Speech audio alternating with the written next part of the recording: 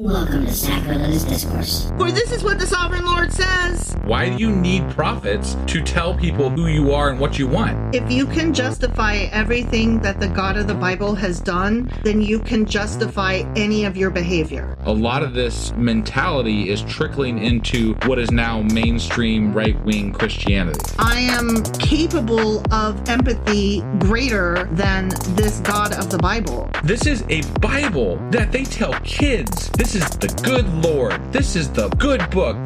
He is fantasizing about murder, mass murder. Head over to sacrilegiousdiscourse.com right now to find out how to leave us a review or support us on Patreon.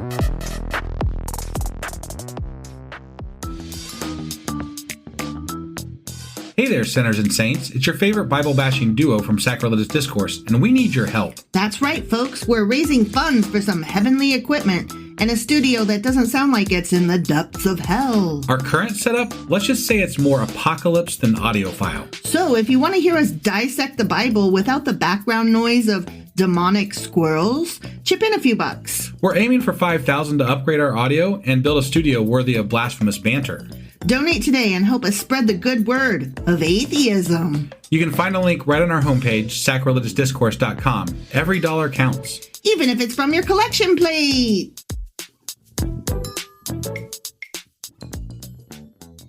A husband. A wife? Are you ready? I am. What are we doing? Well, last time we did a regular episode, we did Zechariah Chapter 10. Sure as fuck did. Yeah. And in that chapter, God was like, fuck your idols. Trust me. Don't follow these false prophets. You should only listen to me.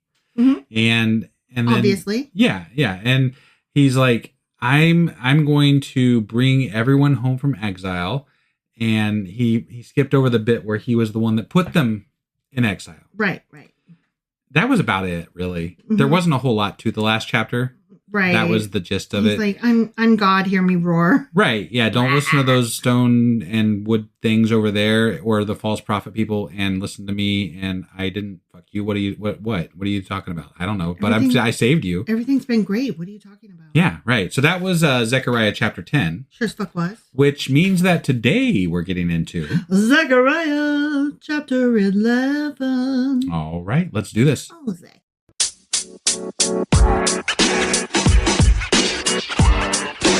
Okay, do you know that song? Someone's knocking at your door. Yes. Somebody's ringing a bell. I do. Okay, I don't know who sang it, Yeah, but it's a song that's definitely out there. What is that? It's music. Okay. It's like a 70s song, right? Right. a Like you classic hit rock? me with that right off the bat. Well, here, here's why, and I'm here's like, why. I don't know. Here's why, because this is how this chapter starts. Yeah. Open your doors. Okay. And so I was like, so that's what it reminded open you your of. doors, Okay. you know? All right. Yeah. Someone's knocking at your door. Lebanon. Okay. Open your doors, Lebanon, so that fire may devour your cedars. No. Right? Let's not, eh? Hey, open your doors. I have fire for your house. Right. Yeah, that's not. No, thank you. Right. I pass. Hard pass. Wail, you juniper, for the cedar has fallen. Oh, okay. The stately trees are ruined. Yeah. That's what I heard. Yeah. I mean, this is obviously God destroying people, apparently. And trees. Or at least hypothetically. I mean, all we've heard is Yeah, why- about these wonderful trees of Lebanon, the cedars of Lebanon. They were the ones that were brought down to make the fucking bathtub or what the fuck green ever. grass definitely ain't growing all around anymore. It ain't growing all around. Yeah. No, this is actually making me very sad. Okay, I'm not like one of those people It's just, that we're literally like, sits in a forest and like communes with trees. Oh, I love that. Okay, and I hear you, and I know that there are people like that, and like I can sit and appreciate nature for a few minutes, and then I'm like, okay, I'm done now. Have you ever sat in a pine forest? Have you ever been to a pine forest before? I don't know. Oh my God. Like when the needles drop, it deadens the sound in that area. It's like when you have a pine forest, you go there, it's just like almost like this complete-ish type silence because the acoustics cause it to be that way with the pine needles on the ground. It's one of the most amazing things I've ever encountered with regard to sound or lack thereof out in the wilderness. It would just, if you haven't done it and you have the ability to do it, you should do it. Well, we should do that sometime. Yeah. Okay, do you want to know my first thoughts about trees? Sure. Okay, so you know how at some point when you're a kid, you learn that you can tell the age of a tree by like how many circles it has. The rings in the tree. Yeah. The rings. Right. Yeah. And okay, but the first time I ever heard that, okay, so keep in mind that my brain doesn't quite work like everybody else's. And so I was like, but how can you count the rings? Like they're inside the tree. Like I don't understand. And then when I realized, like they explained, well, they chopped the tree down. I was like, but you're killing the tree to find out how old it is. Like I was so I was offended on the tree's behalf. I was like, I don't need to know how old the tree it is. You don't have to chop it down. I think it started as more of a functional thing, like to build a house, you know? Okay, but like all I could think is that we're like, I wonder how old this tree is. I don't know. Let's chop it down. Right. No, I can see how it could be as a child. Yeah, I'm a little kid, and like I'm just like, why are we chopping down fucking trees to count the rings? Right. Yeah. Like that just seems mean. Right. Yeah. I'm not even like, I don't speak for the trees, but I speak for the trees adjacent. Right. Okay. Yeah. Like I am not a nature girl, but I appreciate nature. Right. Okay. Yeah. And that hurt my heart. Sure. I don't need to know how old the fucking tree is. Yeah.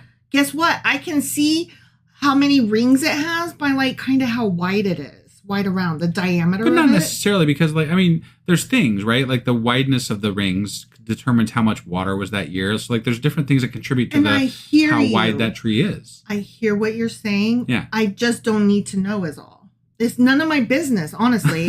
it's the tree's guts. I'm not, I feel like it's rude. I feel like it is invasive and rude. Sure. To be looking at a tree's insides and counting its rings. But like, what if a tree is near the end of its life and you're just like, you know, it's kind of like euthanasia, right? When you, like somebody is suffering, it's more humane to help them end that suffering, right? The tree's falling apart and it's got basically no life left in it. It's just going to end up harming somebody else. At that point, are you okay with chopping it down? I'm always sad when I see a tree stump. Oh, I am too. I'm really sad. I think that there should be way more trees in the world, you know? But but unfortunately in this chapter, they're referring to trees as the people they're killing, I think. Probably. So it's just there because they're referencing the Lebanon trees as they're falling and opening doors and fire. So it sounds like God's trying to get them murdered type stuff. Right? And wail, you juniper, for the cedar has fallen, the stately trees are ruined. Wail, oaks of Bashan. Og of Bashan. Yeah. The dense forest has been cut down. Oh, that doesn't make me sad. Yeah. Is it wrong or weird that like I'm actually feeling emotions for these trees? I don't think these are. Yes, they are saying trees, but it's not the actual trees. It's just because the trees represent that portion of those nations, right? It's just that we've heard a lot about these trees throughout the Bible. True. And now it's like, and God's cutting them down. I'm always sad about trees being, like, especially the Amazon trees getting cut down. Oh, I hate that. Yeah. I can't even imagine. That hurts my heart because I know that the Amazon is supposed to be like the Earth's lungs or whatever. Yeah. And I think that's been, I don't know. Regardless. Romanticized a bit, maybe? Maybe. But regardless, there are, like, trees to me are so majestic, right? And I feel like it's very, very sad when we do away with large swaths of forestry. Yeah. It's not like this is we're getting rid of what the planet was to replace it with what we want. And I'm like, why should we get what we want? Like you're deciding this for all the other animals on the planet that we're going to make this in our image. What is we're basically doing the same thing God song where you took down the thing and paved the with the parking lot. Yeah, the parking lot. Paved the parking lot. Yeah. And paved the parking lot. Yeah. Like that's sad. Like the first time I heard that I was like, oh, that's a sad song. Yeah. Like that got me right in the feels. Right. I'm not even like super nature girl, but like protect the planet, guys. It's the only one we got. It is. It is. You know? Listen to the wail of the shepherds. No, listen to my wail. Listen to wife wailing. Their rich pastures are destroyed. Whee! Exclamation point. I guess. Listen to the roar of the lions. Roar. The lush thicket of the Jordan is ruined. Okay. Fuck, man. Yeah, he's fucking all kinds of shit up. Yeah. No wonder people don't, believe in ecology and like taking care of the planet, because Right? God was just destroying shit left and right. Put He's your like, "Fuck right it all." forest in, you take your right forest out. All right, this is what the Lord my God says. Shepherd the flock marked for slaughter. Their buyers slaughter them and go unpunished. Those who sell them say, praise the Lord, I am rich. Their own shepherds do not spare them. Wow, are we talking about slavery here? I don't know. I don't understand what's happening. That's an interesting statement. He's definitely been pro-slavery-ish in the past. That might be a statement against it. I don't know. I'd be curious what that is referring to. Right? Yeah. For I will no longer have pity on the people of the land, declares the Lord. Okay. I will give everyone into the hands of their neighbors and their king. They will devastate the land, and I will not rescue anyone from their hands, because I am a petty little bitch. Right? Yeah. I am a mercurial, vindictive dick. Who is also apparently not capable of handling this, vindictiveness himself. Right. Yeah. So I shepherded the flock marked for slaughter, particularly the oppressed of the flock. Then I took 2 staffs and called one favor and the other union, and I shepherded the flock. Okay. In 1 month, I got rid of the 3 shepherds. The flock detested me, and I grew weary of them and said, I will not be your shepherd. Let the dying die and the perishing perish. Let those who are left eat one another's flesh. Hold on. He said, let me go shepherd this flock who is being oppressed. Mm-hmm. And then after 3 months, he got bored and said, go fuck yourselves. Is that what he's saying? I am honestly not sure. I'm not either, but like that's kind of what it sounded like. So confused. I mean, I'm definitely going to want to dig into this a little bit more. Yeah, I will need a breakdown because he's got sticks But and he named them. Yeah. Union in favor. Yeah. Yeah. And they don't have almonds on them yet, I don't think. No. So, no. yeah. Then I took my staff called favor and broke it, revoking the covenant I had made with all the nations. It was revoked on that day. And so the oppressed of the flock who were watching me knew it was the word of the Lord. Wait, which one is he talking about? Like the original fucking covenant that he made? That shall never be broken?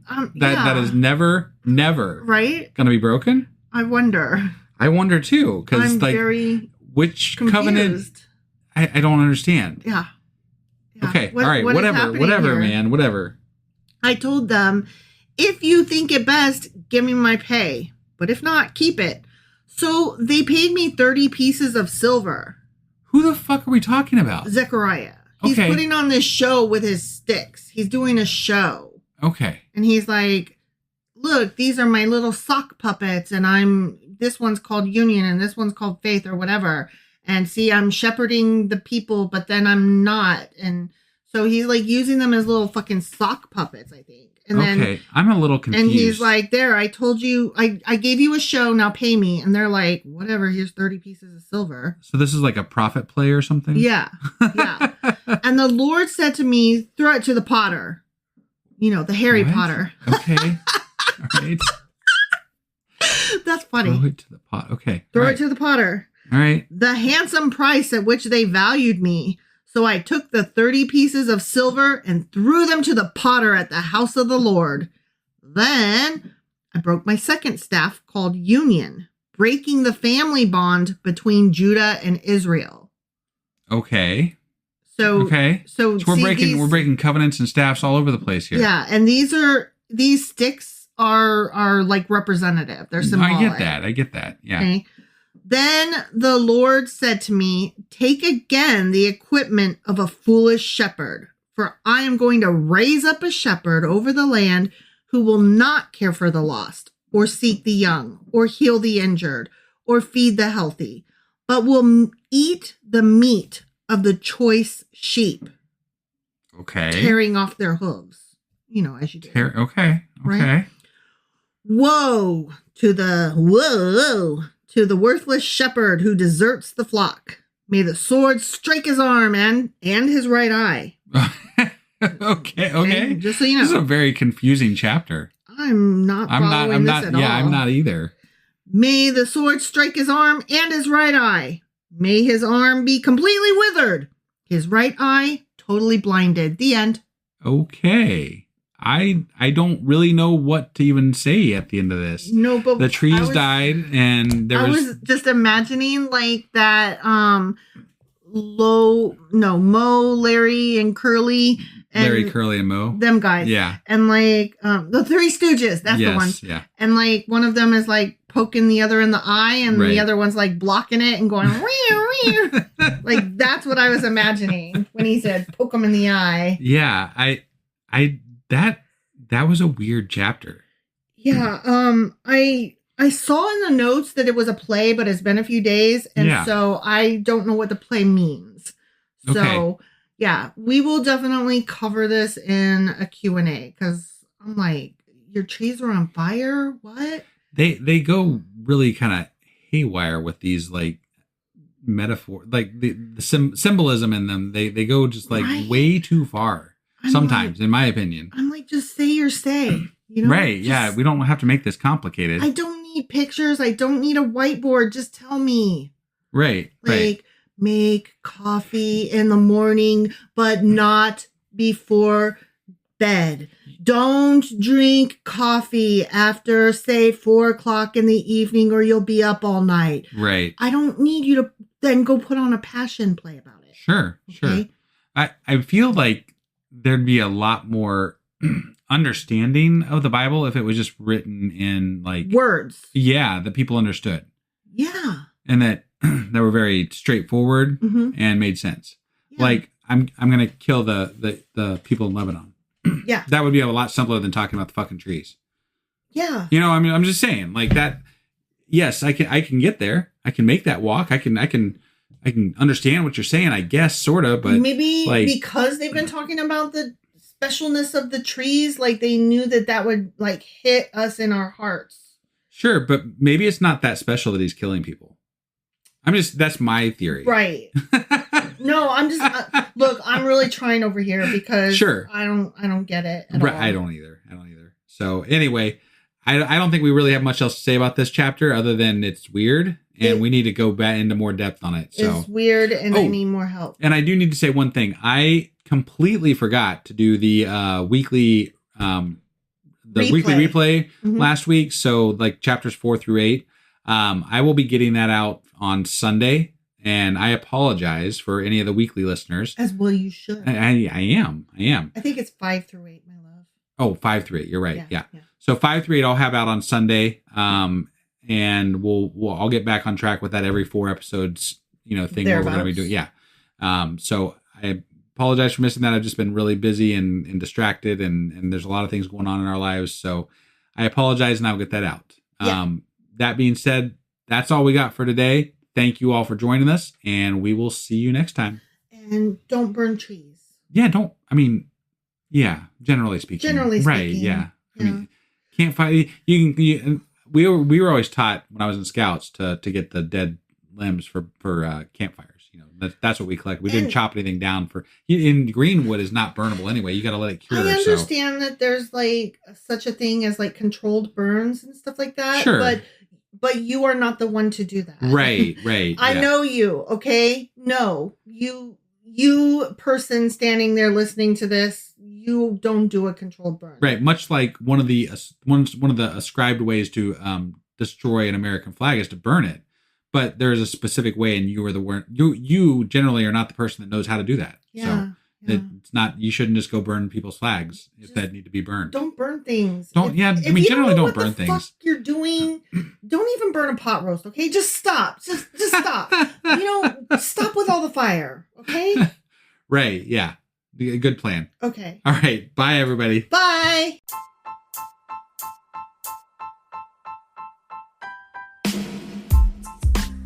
Hey, wife. I guess that's the end? But husband, that's just sad. It doesn't have to be. We are on lots of social media platforms like Twitter. Our handle there is sacrilegious_D. For D's nuts. Oh my God. Stop doing that. Anyway, we're also on Facebook, Instagram, and Pinterest. There's a link to all of our social media sites at our website. Ooh, we have a website? Yeah, it's sacrilegiousdiscourse.com, where you can also find a link to our merch shop. We have a merch shop? Yep, we have podcast-themed clothing, mugs, notebooks, and more, as well as an atheist and science-themed products. Wow, our fans should really go check that out right now. Definitely. They can get in touch with us by sending an email to sacrilegiousdiscourse@gmail.com. But before they do that, we could really use some help. Oh yeah? With what?